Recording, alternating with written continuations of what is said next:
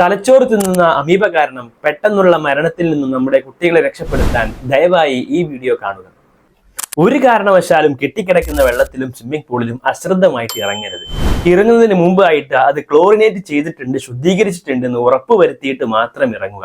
നമ്മുടെ തലച്ചോറിലെ കോശങ്ങളെ തിന്നുന്ന ഏകകോശ ജീവിയായിട്ടുള്ള അമീബയെ നമ്മൾ സൂക്ഷിക്കണം. 97% മരണനിരക്കുള്ള അസുഖമാണ് അമീബിക് മെനിഞ്ചൈറ്റിസ്. കേരളത്തിൽ ഈയിടെയായി പിടിപെട്ട 80 പേരിൽ 21 പേരും മരണപ്പെട്ടു. കെട്ടിക്കിടക്കുന്ന വെള്ളത്തിലും കിണറിലും ശുദ്ധജലത്തിലും വരെ അമീബയെ കാണാം. എന്തിന്, മൃഗങ്ങളെയെല്ലാം കഴുകുന്ന, കുളിപ്പിക്കുന്ന, പുഴയിലും അരുവിയിലും ഇറങ്ങിയാൽ വരെ അമീബിക് മെനിഞ്ചൈറ്റിസ് പിടിപെടാനുള്ള സാധ്യതയുണ്ട്.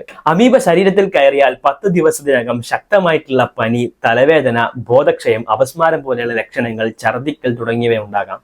ഇത് കണ്ടെത്തിയാൽ ഉടനെ തന്നെ ചികിത്സിക്കേണ്ടതാണ്.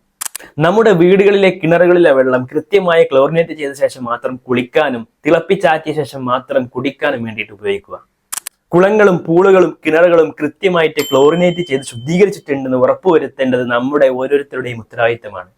ഈ ഒരു അറിവ് നിങ്ങളുടെ ബന്ധുക്കൾക്കും സുഹൃത്തുക്കൾക്കുമായിട്ട് ഷെയർ ചെയ്യാം.